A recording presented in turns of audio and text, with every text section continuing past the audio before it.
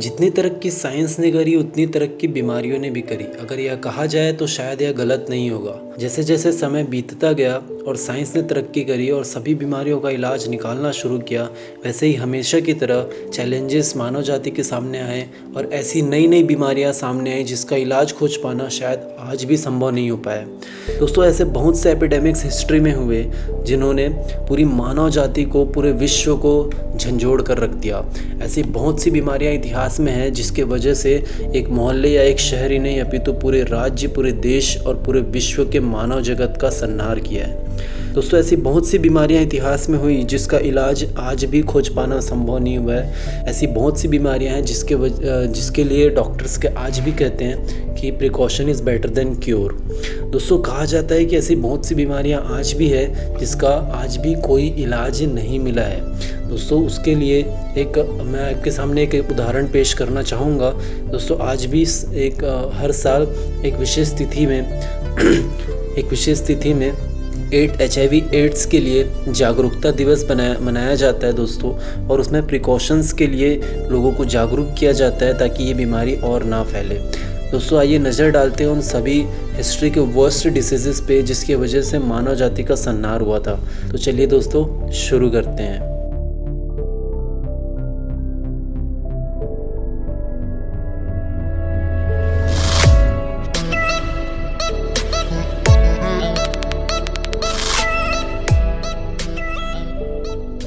पहले स्थान पर आता है दोस्तों एंटोनाइन प्लेग।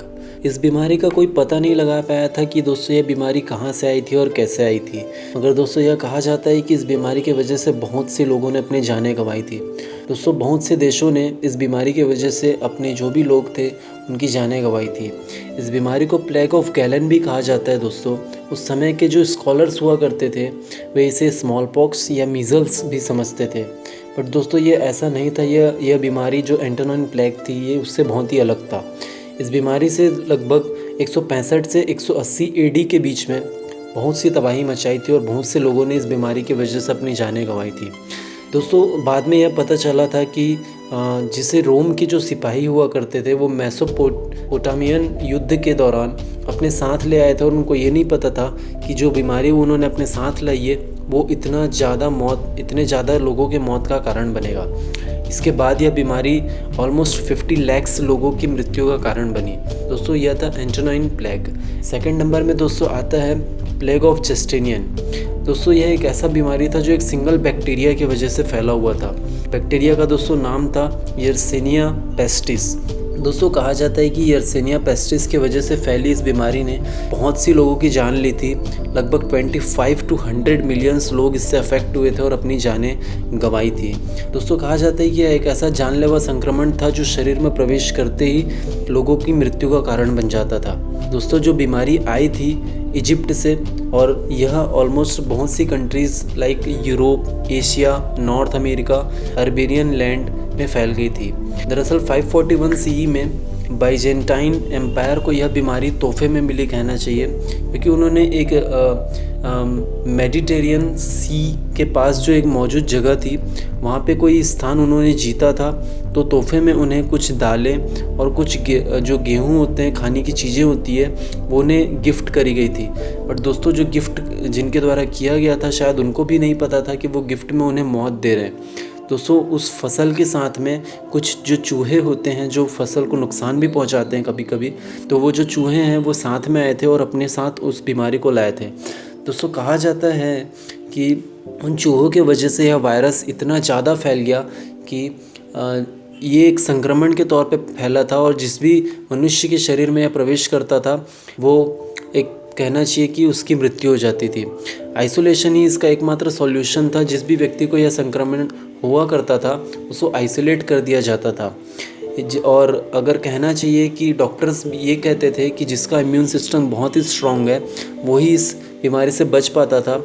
दोस्तों, प्लेग ऑफ जस्टिनियन इतनी खतरनाक बीमारी थी और इतनी ज़्यादा मृत्यु हुई थी कि उस समय पे जो लोग मर चुके होते थे, जिनकी मृत्यु हो जाती थी, उनकी लाशें इतनी ज़्यादा हो गई थी। और क्योंकि ये बीमारी संक्रमण की वजह से फैला हुआ था तो जिसके घर में मृत्यु हो जाती थी वे उन लाशों को सड़क में ही फेंक दिया करते थे।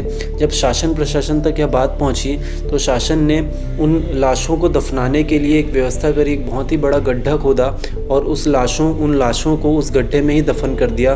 कुछ लाशें तो दोस्तों समुद्र के रास्ते बहुत ही ज़्यादा दूर में ले जाकर उसको समुद्र के बीच में डाल दिया गया ताकि यह संक्रमण और भी ज़्यादा लोगों में न फैले।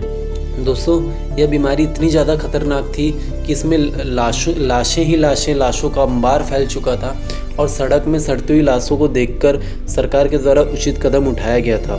दोस्तों बात करते हैं ब्लैक डेथ, जो कि तीसरा वर्स्ट डिसीज़ था।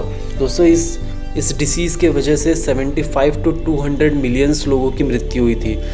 दोस्तों कहा जाता है कि क्वारंटाइन शब्द का निर्माण इसी डिसीज़ के वजह से संभव हो पाया है। दोस्तों क्वारंटीनो वर्ड के साथ इस डिसीज़ का इलाज थोड़ा बहुत उस समय संभव हो पाया था।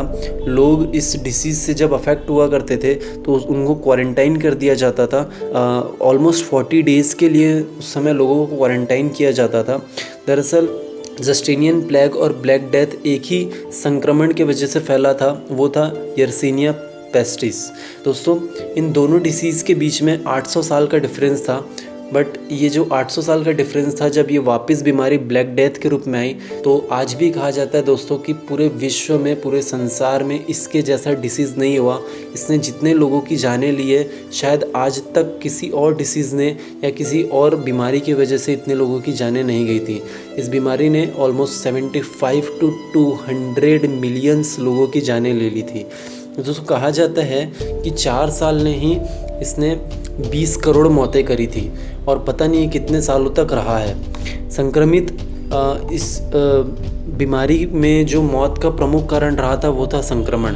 1347 में दोस्तों यह बहुत ही बुरी तरह फैल चुका था और इसे रोकने के लिए उस समय कोई साइंटिफिक सॉल्यूशन भी नहीं हुआ करता था। तो उस समय जो एक सॉल्यूशन निकल के आया था वो दोस्तों था आइसोलेशन। मतलब जिस भी व्यक्ति को यह संक्रमण हुआ करता था उसे 40 डेज़ के अराउंड फोर्स्ड आइसोलेशन में क्वारंटीनो कर दिया जाता था, क्वारंटाइन रखा जाता था ताकि यह संक्रमण किसी दूसरे स्वस्थ व्यक्ति में ना पहुँचे। जो दोस्तों जिसका इम्यून सिस्टम स्ट्रांग हुआ करता था उसे यह बीमारी नहीं होती थी, बट फिर भी दोस्तों चूँकि यह संक्रमण से फैल रहा था तो उस समय के शासन प्रशासन को यह डर था कि ये महामारी और भी ज़्यादा ना फैले। दोस्तों चौथा आता है जो वर्स्ट डिसीज़, वो है स्मॉल पॉक्स। दोस्तों यह बीमारी बहुत ही ख़तरनाक थी उस समय पे और जिसने ऑलमोस्ट 5 to 8 मिलियंस लोगों की जानें ली थी। दोस्तों यह बीमारी आई थी 1519 और 1520 के अराउंड। दोस्तों हर 10 में से तीसरा व्यक्ति इस बीमारी की वजह से अपनी जान गंवा रहा था।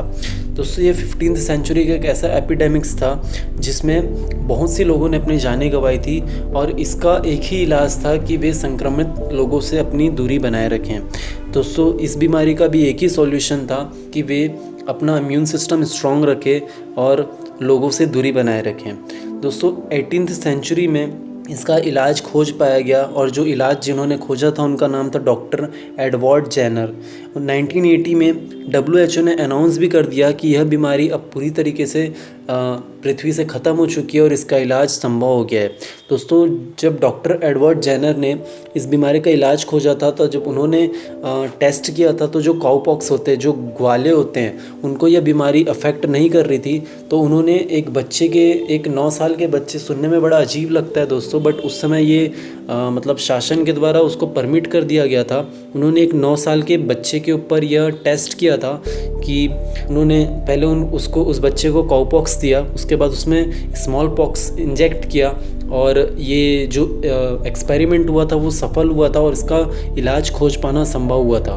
सो दोस्तों बोलने में थोड़ा इनह्यूमन लगता है और इनह्यूमन है भी, बट फिर भी क्या करें, इस बीमारी का इलाज खोज पाया गया और डॉक्टर एडवर्ड जेनर ही इस बीमारी के इलाज को खोज पाने में संभव हुए थे। तो दोस्तों ये थी top worst diseases of the history. और आज अभी जो सब जगह फैला हुआ है वो दोस्तों कोविड-19। तो दोस्तों मैं भी आपसे यही रिक्वेस्ट करूँगा कि इसमें अगर आप कॉमन सॉल्यूशन देखें इन सारी महामारी में तो वो है दोस्तों लोगों से डिस्टेंस बनाए रखना।